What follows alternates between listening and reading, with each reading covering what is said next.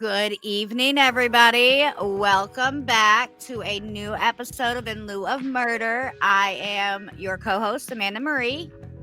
And I'm Ainoa. Today we're going to be doing the part two to the Laci Peterson story.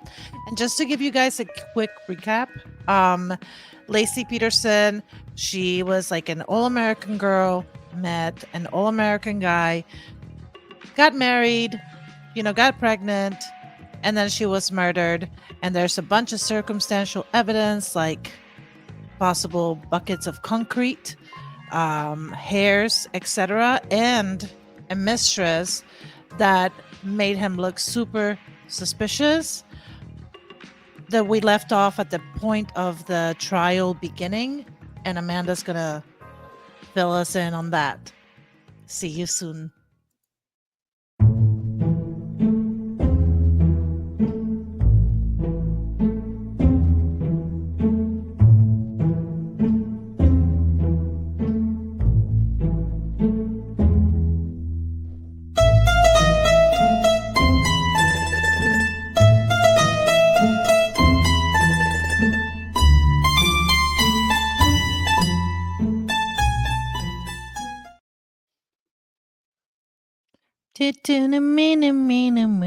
We're back. We're back. Amanda, All over to right. you. Thank you, DJ. You're welcome. So we're going to start right off at Scott's trial. Scott's trial began on June 1st of 2004. We all know the prison system takes forever to get people into trial. So, all this, I guess I don't want to say ended, but he was arrested in April of 2003. So this trial began June 1st of 2004. Um, and this trial was completely closely followed by the news and media. Of course. Um, the lead prosecutor was Rick DeStasso. Rick. Something. Rick. Dicky. Um, and Gerald's Geragos. All right, so defense led Scott's case, and we're just going to call him defense because I can't say his name. And then of course, Amber Frey, she hired her own attorney, Gloria Allred, to represent her to make sure that she wasn't doing anything that could incriminate herself. Um, so before now the trial again began June 1st, and when they say the trial began, that's when they started picking the jury. So this was the very beginning of the trial. It wasn't like they went in there day one and started talking evidence. So on June 23rd, which was only 23 days into the trial, one of the jurors was dismissed. Why?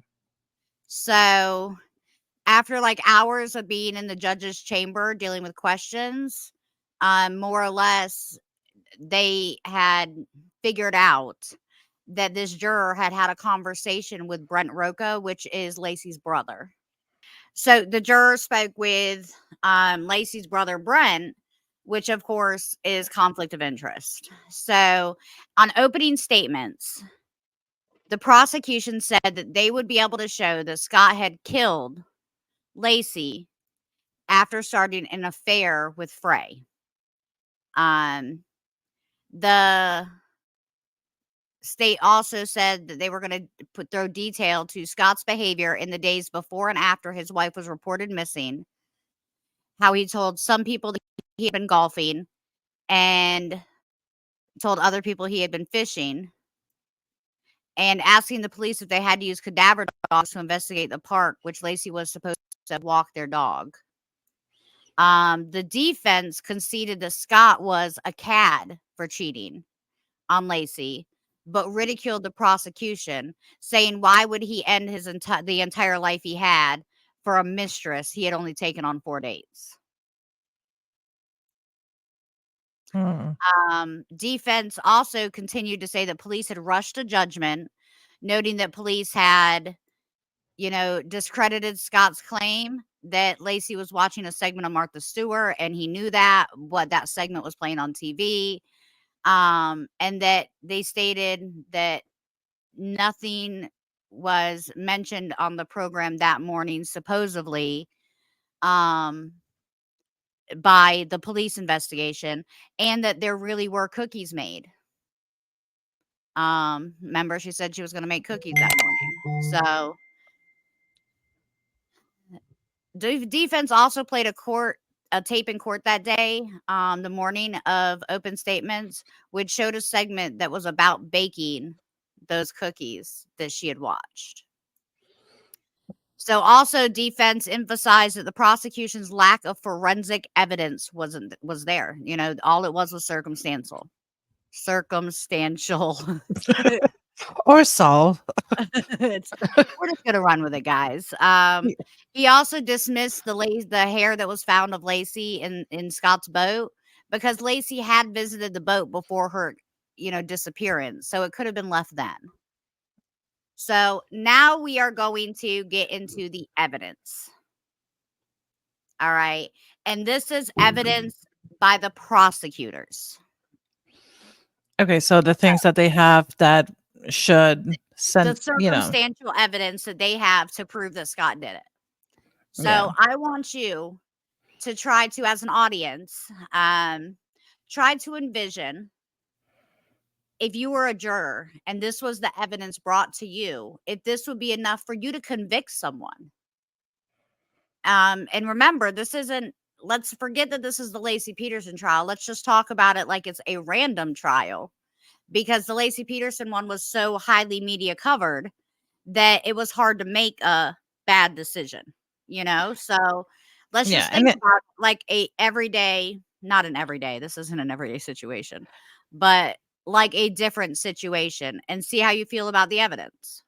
I'm honestly gonna try because I do feel like in high media, like, trials that are covered by the media, like, really a lot, the words did not wanna come out of my mouth. I apologize. It's Really a lot. okay. I'm doing the same thing tonight, so it must just be like a Friday night thing. It must just be. But I feel like trials that are highly covered by the media are it's really hard as a juror or as anybody not to have like a preconceived, opinion. Absolutely. So and it's like they made him guilty before even the trial started. Um how do you separate yourself from all of that? Because whether you want to admit it or not, it does influence you. You know what I mean? And that's after watching that documentary, I'm telling you, it throws you for a loop. And then wait till we get to the end because there's so much more. Okay, Um, I'm gonna try to keep an open mind, even though in my mind he's already guilty. But so no, let's do this. Let's pretend. I don't want to say that. I was going to say let's pretend it's your brother because you know your brother. I mean, And so think about it from Scott's family's perspective. This is someone they grew up with their entire life that they never expected or suspected was capable of murder. he looks like So he's capable of murder. I'm sorry, but he does look like he's capable of it. He has that face. you are a horrible juror. Yes, I'd be like, Defense he's would guilty. automatically have you strike from He the has thing. that face. He is guilty. And that, my friends, is how you get out of jury duty, To the okay? gallows. Because I mean, that's all you gotta say is, "Oh, man, I can spot a guilty person a mile away." And they're gonna be defense is gonna be like, "Nope, we don't want them." That's the thing. So, I think I would really enjoy jury duty. you know that Jury there's duty. jobs. Jobs as jurors? Yes, so there's jobs now that you can do, they're online jobs. It's called onlinejuror.com, and you can be a jury member and sit in cases all day long and get paid. Really? Yeah, I wanna do it. I gotta sign up to see if it actually works, but yeah, there definitely is. It's on my list of jobs to try from home that I was gonna start doing on my YouTube thing eventually when I actually start my YouTube page. But yeah, so anyways, back to the story. Yeah. Prosecutors' evidence is as follows. Remember, guys, open mind. All right. So, lacking direct evidence to link Scott to the crime, prosecution only had the circumstantial evidence, pointing in particular to Scott's behavior before and after Laci's disappearance. Through various witnesses, the prosecution's I cannot talk tonight. The prosecution, um, the prosecution suggested Scott had several motives for killing Laci. One, that he was tired of his marriage. Two, that he felt pressure from her pregnancy, that he wanted to continue his affair with Frey, number three. And number four is that he was under a mounting financial pressure that had not been open to the public yet. Hmm. So prosecutors claim that Scott made cement anchors to weigh his wife's body down. Now, and I forgot to bring this picture up a moment ago, so I just want to bring it up. This again is Amber Frey. This is the young lady that came forward about dating Scott. Oh, and When those are the cement blocks? when the police went to figure out what was going on with the cement blocks in that warehouse, they found 5 different circles right here on the ground. And I just said right here on the ground because I'm pointing with my mouse on my computer, but I now know that y'all can't see that, so you can ignore the part that I said. But there were 5 mounds right here that you could tell were full circles where cement blocks had been sitting. So they had that information for the concrete anchors that he had built in his warehouse. And did he ever Um, dispute building them? Because it almost feels like if he built them and they're not there, where are they and why are they not there? oh, we'll get there with defense's evidence. Okay. Um, so they also went on to say Sharon, which is her mom, claimed that testified that when she went to East Laloma Park to search for Laci, she saw Scott there. But she said that Scott would not acknowledge her calling out to him. Like when she was like, hey, Scott, he was ignoring her. He wouldn't talk to Laci's mom the day that she disappeared. Hmm. 2 other relatives of Laci and Scott had shown little emotion during Laci's disappearance, and 3 witnesses testified that Scott had told them he had been golfing, not fishing, during Laci's disappearance. So there's a lot of evidence starting right there, but we're not done. The prosecution called on various witnesses to establish that Scott changed his appearance, purchased a vehicle using his mother's name, and added 2 pornographic television channels to his cable services the day of his wife's disappearance. That's important information. I mean, listen, it shows something. Anyways, a realtor testified that in January of 2003, January, guys, January. So, 6 days after she goes missing, Scott expressed interest in selling the house, saying he didn't want her to have to live there if she was found alive. If she was found alive. Okay. A car salesman testified that Scott traded in Laci's Land Rover for a Dodge pickup truck. Frey testified as to her affair with Scott, and the jury heard the secretly recorded telephone conversations that she had with Scott, asking him about why he lied. And the telephone call where Scott had told Amber, and I didn't mention this in the last video, but Scott had lied when he called her and told her that it was going to be his first Christmas without his wife. He told Amber that he was currently in Paris. Hmm. So, Okay. um, I think it's really funny that of all the places he would choose Paris. I mean, it's But a city anyways, of love. He was thinking right. of Well, her. and that's what I was pretty much saying. Like, and she probably thought the same thing. Like, great. I So mean, maybe he meant Paris, Texas. that's Isn't there? true. He never specified. I'm gonna start doing that. Girl, what are you doing? I'm going to Paris, Texas. So as to the Petersons' financial situation, an auditor testified to the prosecution that the couple had been living beyond their means and accumulated over $23,000 in credit card debt. Also during like the cross-examination for that, they did specify defense did specify that all of Scott's bills were paid on time, even though they were really high in debt. He was paying his bills on time, but that debt was piling. Yeah. Um, so prosecution witness Rodney Oswald said that neither of the 2 hair follicles found on Scott's boat belonged to Scott, although he wasn't able to determine that they belonged to Laci. It was Karen Korsberg with the FBI that was able to match the hairs to hairs found in Laci's hairbrush through mitochondrial DNA tests. Okay, so they So, were identified as her hairs. correct. Okay. The prosecution further suggested that the hair must have come from Laci's dead body on the boat while she was probably still alive.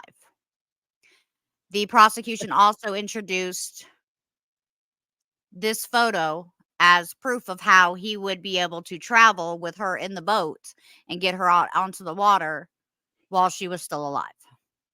This was a mock-up that they had made. It is not really Laci laying in the boat, guys, or I wouldn't have shown this. Um, so they also introduced hold on. They introduced sorry, I was trying to bring this back to the stage. They introduced a lot of different items like the gloves that they feel were used that night, different knives that were used for rope. And then if you see over here, this was a copy of his fishing license, supposedly for that day. Okay. The gloves, did they have any blood on them or anything, or no? No. Which is why I don't know why they were actually introduced into evidence. I think it's because they were close to the concrete in the warehouse. So they're thinking that he used them to make the concrete. I think that they're thinking a mixture of that and using them so that he didn't get any more DNA anywhere else and transporting her body. Okay.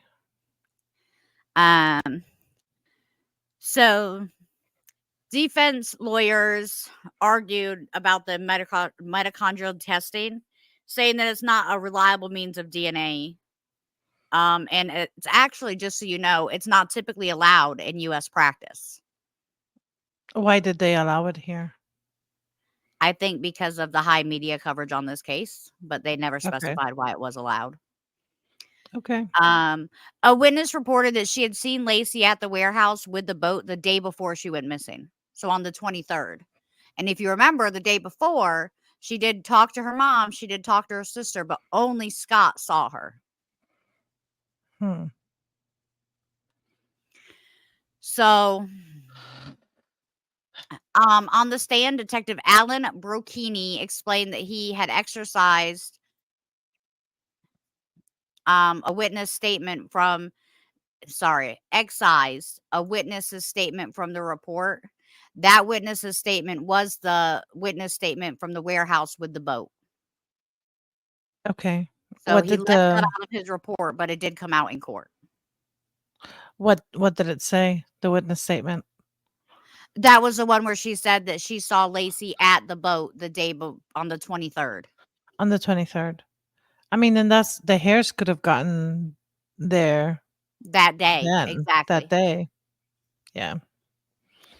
Um, so prosecution witness Robert O'Neill was asked to comment on Scott's claim that he had to make a single anchor, and he used that same concrete to pave his driveway. Robert O'Neill testified that because the driveway sample featured large gravel-like chunks, it could not have been the same concrete that was used to make the anchors. So him saying that he used the rest of that cement to fix his driveway is not valid. It's a They lie. were 2 different they were 2 different kinds.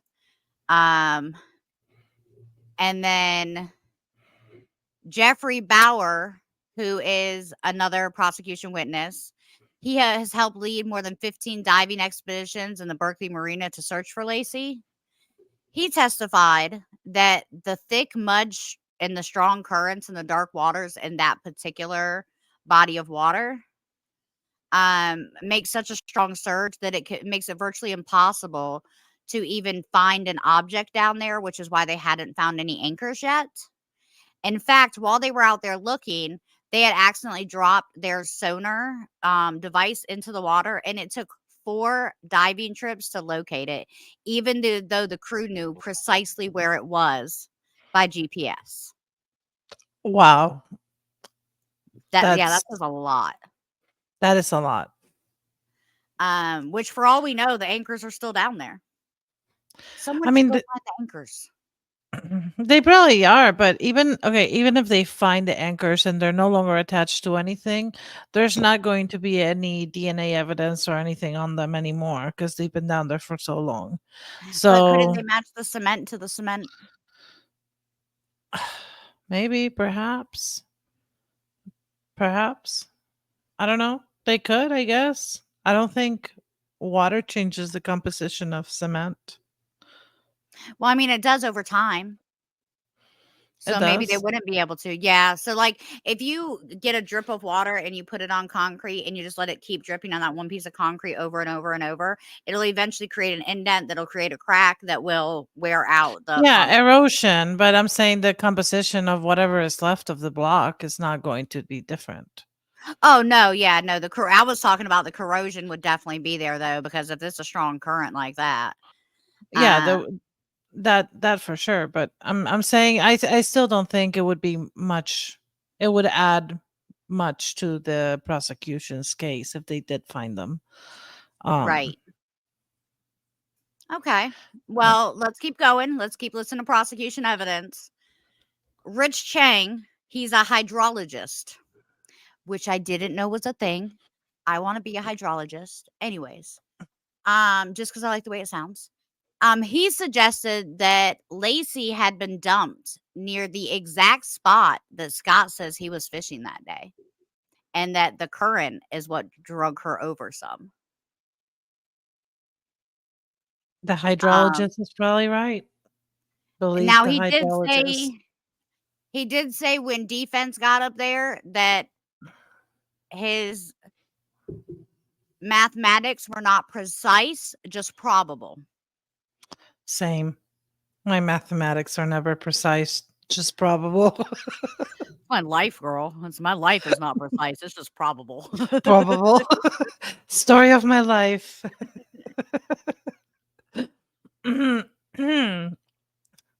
Okay. All All right. So right. math. So now we're going to go into defense's evidence. All right. So again, y'all, open your mind. Listen to what defense is saying. All right. So first, of course, they brought up that there is no direct evidence at all that ties Scott to this murder. They, of course, played down all the circumstantial evidence. They all of a sudden, this prostitute was stealing checks out of his mailbox. All right. And then a police community service officer testified that the playback of the interview with Scott from when he was first interviewed by the police had no sound.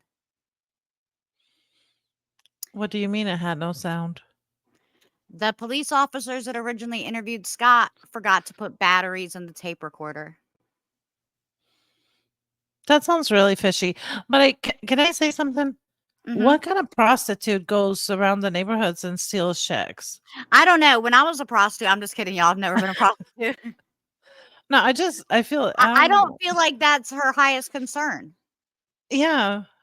And the fact that they didn't like record the interview, that's honestly super. See, these are exactly why I was telling all y'all to keep an open mind. Because from Scott's point of view, he's making some sense over here, man. I don't know. I kind of like his defense attorney. So we're gonna keep going because it gets better. They had a second concrete expert come in. How many concrete experts are there? I don't even know how you become a concrete expert. Like, do you go to like doctor concrete school?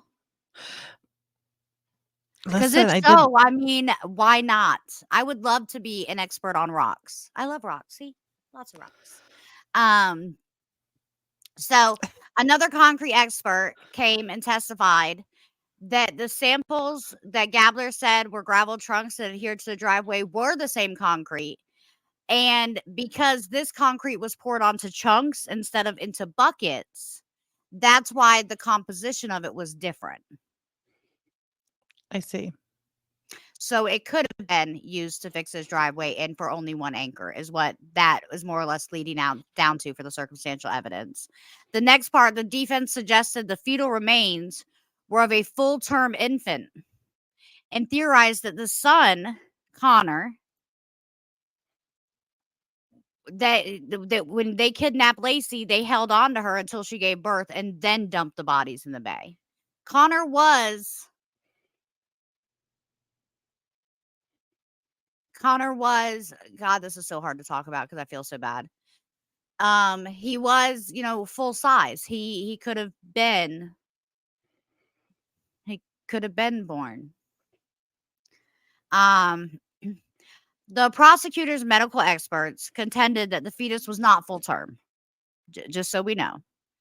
And that the baby did die inside the mother. However, there's no way to physically prove that. Yeah, I A mean, you could have fertility just specialist, huh? no, I was just gonna say you could have just been a big baby at 7 months. I mean, you're only 2 months from away from giving birth. Right, right. Well, and a lot of babies can make it at that point, So, Yeah. um, sorry. A fertility expert was brought in and was expected to be a crucial witness for defense. Um, the name was Dr. Charles March, and March said that the Peterson's unborn fetus could not have died any earlier than December 29th, which would have December. been 5 days after her disappearance. How does he On know that? under cross-examination from prosecution, March said that he based his finding on a report by one of Laci's friends who said that Laci had told her that a June 9, 2002 home pregnancy test had produced a positive result. So he's saying that the baby that she was further along than she was letting on. I don't really believe that. She had a lot of doctor's stuff to back that up. Yeah, I don't either. And honestly, their body had to be so decomposed that I don't see Well, how they can determine when the like to that point, because it's not like they're going months ahead, like it's like the baby couldn't have been born until the 29th, which is only a few days later. Like, how did they know that, like, with such precision? right. I Well, and that's what prosecution kept arguing. Now, prosecution also noticed that there was a typo on one of Mr. March's reports, and they called that to March's attention in the middle of the trial. Like, even though it wasn't something specifically to Laci, it was still a typo. And instead of him being like, that was a typo, he said to prosecution, "Man, cut me some slack. I bet Not you can't very even type. professional specialist." You can't even type. How you gonna tell me when the baby was dead? Right. And yeah, how do you Yeah. know this stuff? You don't even know how to type. Where'd you learn how to do this? First grade? So, those are the two sides of evidence. With that being said, I want to ask you, who do you think is guilty? What do you mean? Who do we think is guilty? Could Who Scott have are, done this? I mean, is there any other options as to what is the alternate option? If Scott didn't do this, who did this? A kidnapper? But with what motive? Because there was like a $500,000 reward. But that reward probably came out after Laci was already dead. He couldn't say, "Hey, I got her body." It Um, doesn't matter though. Like, a kidnapper is not but is kidnappers don't kidnapping for always have money. motives. Think about serial kidnappers. I mean, it's not like the prostitute that they take off the street, was flipping them the bird and stealing all their heroin. Hmm. They just kill them. The kidnappers don't always have motive. I don't know. I think all the circumstantial evidence does point to him. I I think if you know her sister was obviously suspicious for a reason. Um and it just makes I don't know. I still think he's guilty, to be honest with you. He had because your wife doesn't die and you like 6 days later try to sell the house and sell her car and buy Viagra and dye your hair and try to See, and flee to that's why I Mexico. pulled this up because this to me is some of the most damning evidence. He can say whatever he wants. But having all of these random things in the car when you get pulled over to be taken in is weird to me. It almost feels like he does have a mental I think he's a sociopath. But see, and will we ever know? You know, and that's one of the biggest things that I want people to remember is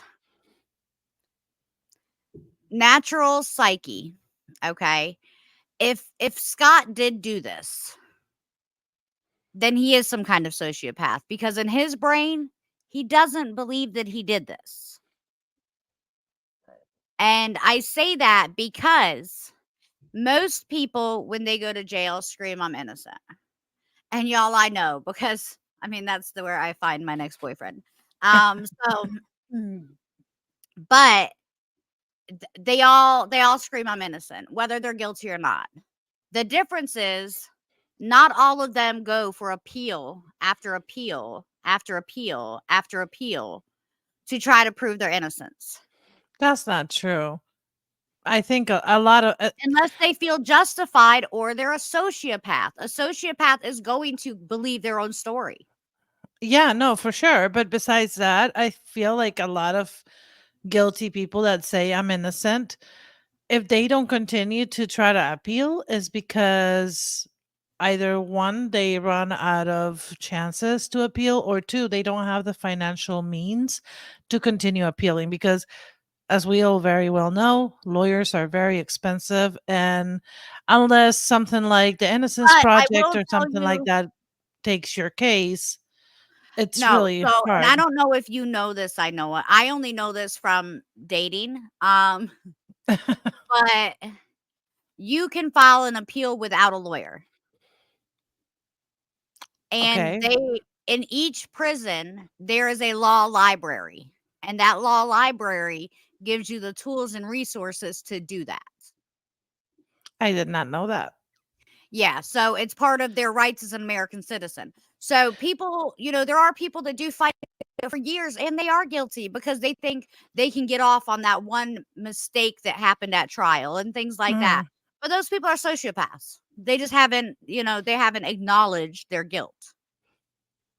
yeah. However, people that know they're guilty don't always fight. And I'm not saying that that's the case with him. I think that Scott is something. His calmness, like, I mean, here we go. This is him at trial for the murder of his wife. He looks Calm, like a narcissistic cool, collected. sociopath. He's just so He calm. He's like, I don't "Yo, know. what happening?" Um, so let's jump over. Oh, I'm sorry. I I just apologized to my microphone on camera. And what a coincidence. I do that too. Like I'll drop the keys and I'll be like, Sorry." To the keys. Or I'll hit my phone on something. I'll be like, "Ouch." Right. That hurt you. I'm sorry. Yeah. But I don't know. I feel like if it's such a coincidence, especially what makes me question his everything is the fact that he had previously mentioned to his, side person, that his this was going to be the first Christmas without his wife. Like, And it sure was. and sure fucking was. Like, All the what a way she drove all coincidence, the way up right? until the day before Christmas. It's like he manifested it, the power of manifestation. Right, he probably hired the kidnappers, but he I didn't don't do know. it. No, that it's hard for me because I go back and forth, but I really need y'all to watch the documentary only because you hear from his side of the family and a lot of this stuff, the circumstantial evidence, it makes you wonder because his family has a lot of proof too. And we're about to go into the verdict and sentencing, but I want to say that after his verdict and sentencing, his sister went to law school and passed the bar in order to help her brother. That's commitment. It's a Listen. whole nother level of commitment. If you thought at all that your brother was guilty, would you spend that much money on law school to make sure that you could help him get out? You know what I mean? And I can't even say that because I probably would. If my little sister went to jail, I don't care what it is. I'm going to be like, no, I did it. Prove me wrong. Um, so, but I would do the same thing because I don't feel like my sister would be capable of whatever it is they're saying that she supposedly did. And that's for his sister what she did. She didn't feel like her brother was capable of these things. So let's go into verdict and sentencing and then we'll get on kind of to there. So there was another juror that was removed and replaced during deliberations due to misconduct. Um, because she conducted an independent research on the case from her hotel room. Hmm. Okay.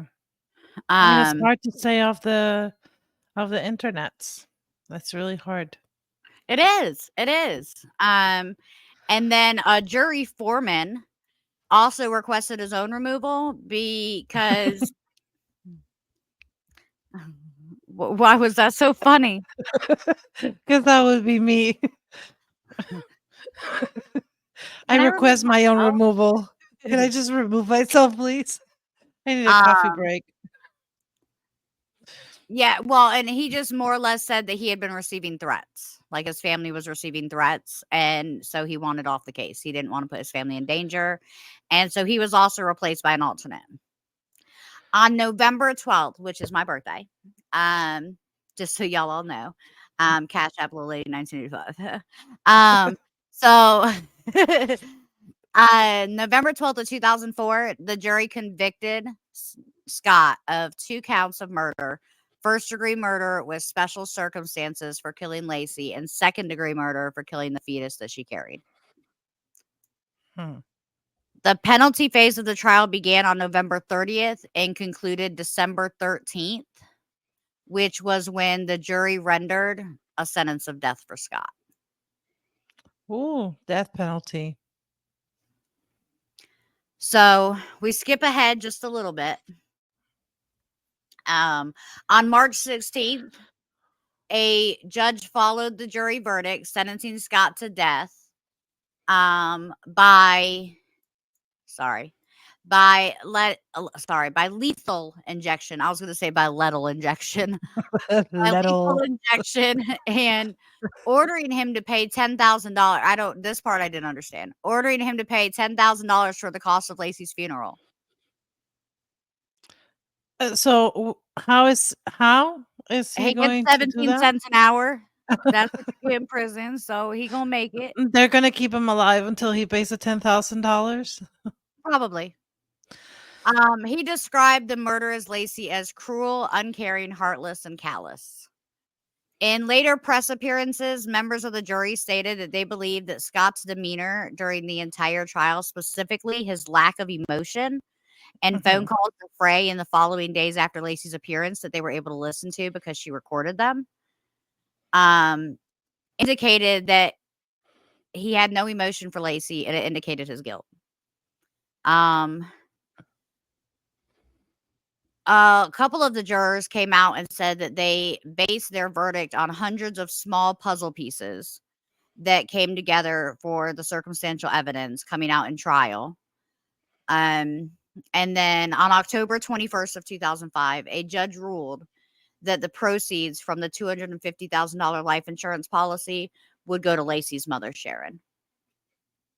Okay. Makes sense. Scott did also, and this didn't come out till court, had a life insurance policy of $250,000 on Laci. and no life So insurance policy on himself. none of him. Okay, only on her. Did he get the life insurance policy soon before? Like, He got it right after they got married, so it's not okay, like, but it was really strange that he only got it on her even then. yeah, Like, if anything happens to me, I guess your family's got you, but if something happens to you, I need to make sure I'm alright. Um, selfish. Also, he's a sociopath. He doesn't think anything's going to happen to him. But I don't know. I honestly, so here's my thing. I think everything does point to him being guilty. I personally think that he is guilty. I think uh, it just it makes everything points to him. But with that said, I don't think there's enough actual evidence to come to sentence him to death. and that is actually what we're about to get into next. So, let's talk about some appeals. Now, Okay, and I don't know if any of y'all know this, but you only get so many appeals once you have true. been charged with something. I'm not sure the ins and outs. I don't know if it changes by state or things like that, but I know that in the state of South Carolina, it's 3 appeals. That's it. After 3, they no longer have to ever listen to you again. So, and Scott's automatic appeal for his death sentence was filed in the Supreme Court on July 5th of 2012. The next day, Scott's attorney, Cliff Gardner, so this is a new attorney, filed a 423-page brief contesting the sentence, arguing that the publicity surrounding the trial incorrectly created evidentiary rulings and other mistakes derived from a fair trial for Scott, and the death penalty should be removed as an option because there wasn't enough physical evidence to prove that Scott did this. The state attorney's office filed their response on January 26th of 2015.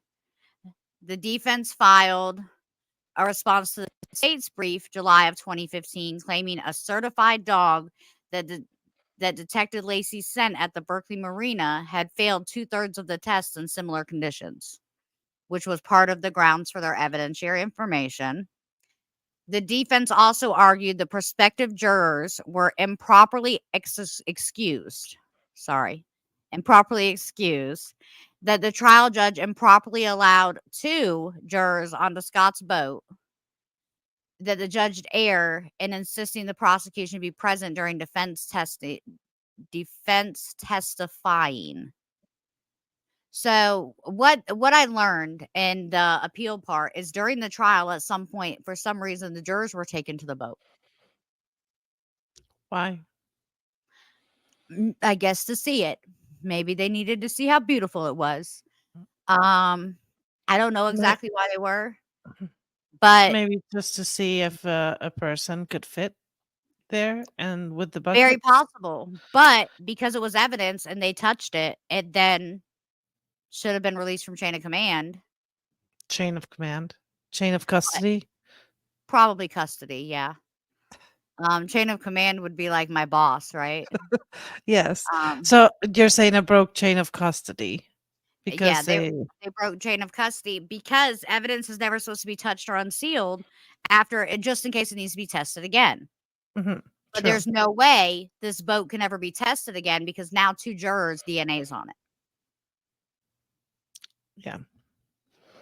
So, on August 24th of 2020, in a 7-0 decision, the Supreme Court of California upheld Scott's conviction but overturned his death sentence. The court found that Scott's trial judge improperly dismissed jurors who opposed the views of who opposed capital punishment, and without them, he would have never gotten the death penalty. So, Okay. um, so at this point, the death sentence taken off, and that was in 2020.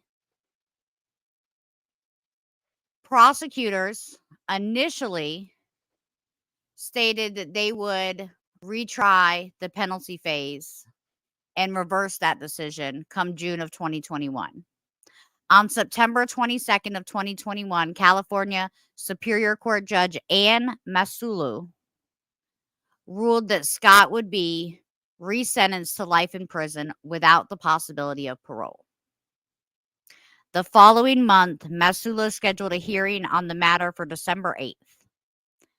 On December 8th, Masulu resentenced Scott to life in prison without the possibility of parole for the first-degree murder of Laci and concurrent sentence of 15 years to life for the second-degree murder of Connor. Mm. So that meant that in October of 2022, Scott was transferred from death row over to Mule Creek State Prison in Ione, California. No, he's in general population. Right. Okay. So that was the first appeal that was overturned. All right. In November of 2015, Scott had filed a habeas corpus petition. While the direct appeal couldn't only challenge errors made by the trial judge, Scott now stated that he had new evidence. Um, so among the other bases for relief, Scott contended that a juror lied on her jury application and that there was evidence that his wife was alive after he left home. His sister is the one that helped him file this. Mhm. Um, on August 10th of 2017, the state attorney general filed a 150-page response arguing that there is overwhelming evidence that Scott murdered Laci. So more or less he was like, listen, we're not doing this again. Supervising Deputy Attorney General Donna discounted eyewitness spotting of Laci, saying that such sightings were legend, while noting 74 reported sightings in 26 states and overseas that they received on the tip lines during her investigation. In August of 2018, Scott's legal team had filed their reply emphasizing 6 claims of deficient performance by trial attorney Mark Geragos. So that's when he did this habeas corpus. Corpus. He was petitioning that his lawyer did not represent him properly. Got it. Um, However, Judge Masulu on December 20th of 2022 denied Scott's habeas petition. And then he also said that the juror that committed misconduct when she lied about her history of a domestic violence had no direct effect on Scott's case or her decision. Yeah. Where Scott, of course, was claiming that her history had tainted the jury. Masulu came back and said, hey, there's no evidence to support that accusation. You know, who are you to put this juror under trial just because you are? And pretty much just dismissed everything he was saying. Yeah.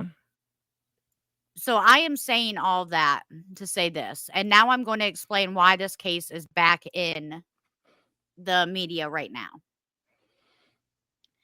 So first off, I want to explain the LA Innocence Project is different from the actual Innocence Project out of New York, which I had to figure out because when I first heard that the Innocence Project took on Scott's case, I was like, listen, the Innocence Project only takes on cases that they know they can prove.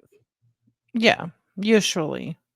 So the Los Angeles Innocence Project is also a nonprofit group that helps people that were wrongfully convicted. And it's not to be confused with that one. However, they are separate entities. However, the LA Innocent Project has not lost a case yet. Ooh.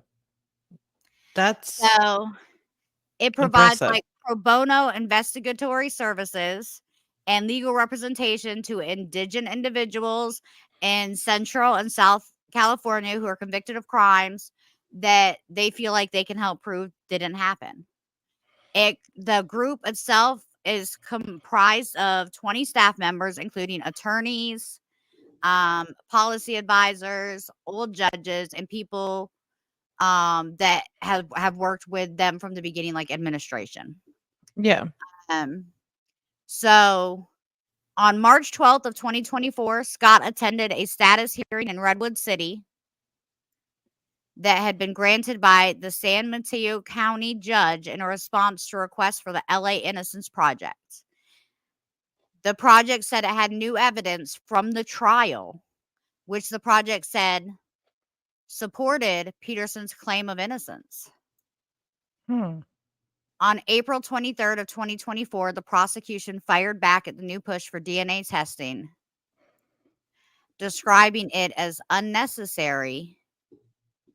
He noted that Scott Peterson had lied about the circumstances surrounding his wife's murder and that such DNA testing had already been done in 2013 and again in 2019. However, it should be done for a third time. So, the LAIP director Mitchell, according to the Los Angeles Times, stated that Scott Peterson had a claim of actual innocence that is supported by newly discovered evidence. This is the newly discovered evidence. Is that a van? It Isn't is that a the van of the robbers? yes, that the robbers said they disposed of. Mhm. It was found and it was burnt, and the Innocence Project wants to back test it for Laci's DNA. Why won't they do it? They haven't said they won't yet. They haven't gone to a hearing to have that part done yet, but now that the van has been located, that is why the LA Innocence Project took on Scott Peterson's case and is fighting for him at this moment. So this is Okay. going to be in news over the next few months, next few years. Um, and just so everyone knows, there is going to be more about Scott Peterson's claims of innocence that are going to be featured in a face-to-face interview with Scott Peterson. But it doesn't air until it aired on August 20th on only Peacock, but it's going to air on TV on Monday, November 25th at 8. And that's when we'll find out more about what the LA Innocence Project is doing with Scott Peterson. They're purposely not releasing all that information to the general public. You had to have watched that face-to-face interview that was live on Peacock.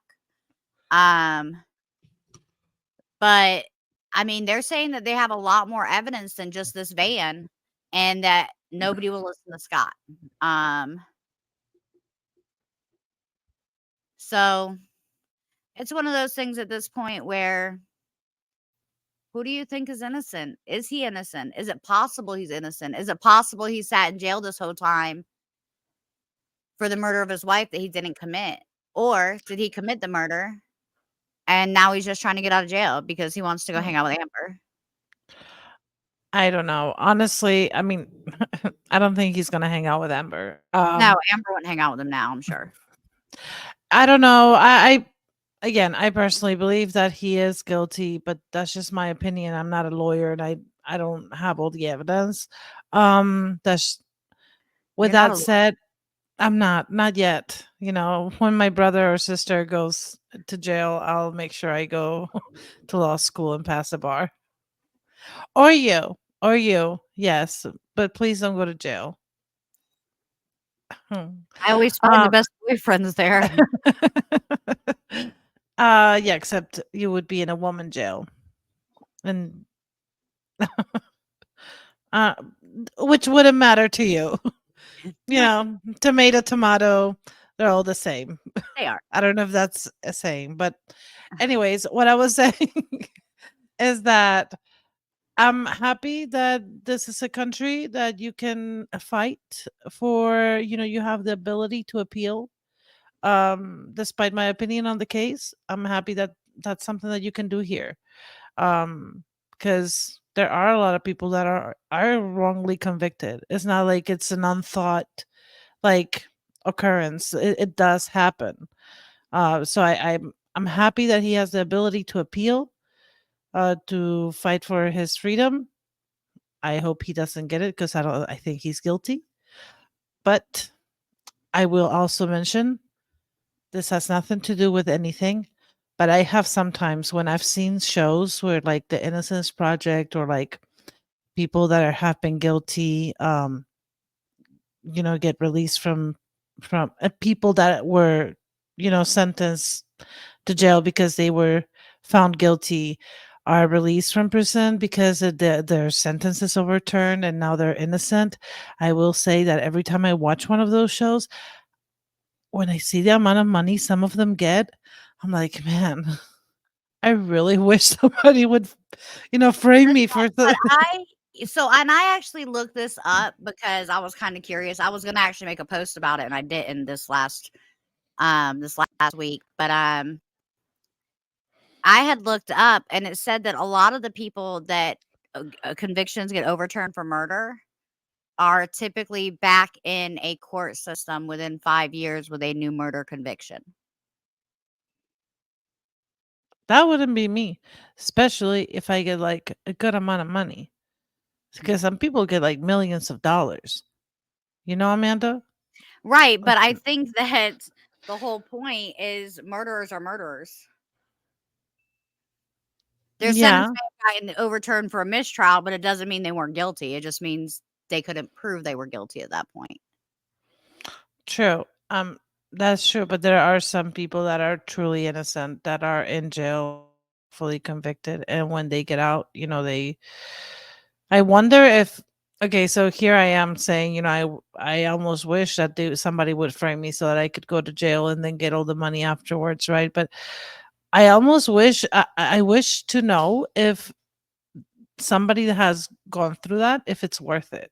Like, is spending 15 years in jail or in prison and getting out and getting like a, $2 million settlement, is the $2 million worth the 15 years in prison? You know what I mean?